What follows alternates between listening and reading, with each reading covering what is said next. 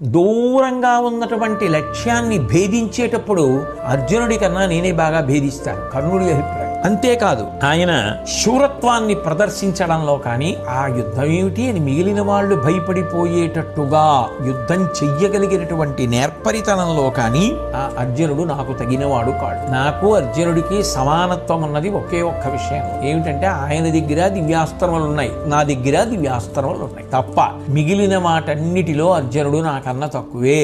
దేవేంద్రుడి కోసం అని చెప్పి విశ్వకర్మ విజయము అనబడేటటువంటి ఒక గొప్ప ధనస్సుని తయారు చేశాడు. ఆ ధనస్సుని విశ్వకర్మ ఇంద్రుడికి ఇచ్చాడు. ఇంద్రుడు చేతితో పట్టుకొని రాక్షసుల్ని సంహరించాడు. తదనంతరం దేవేంద్రుడు ఆ ధనస్సుని పరశురాముడికి ఇచ్చాడు. పరశురాముడు 21 మార్లు రాజులందరినీ సంహరించాడు. ఆ తర్వాత ఆ పరశురాముడు నాకిచ్చాడు దుర్యోధన.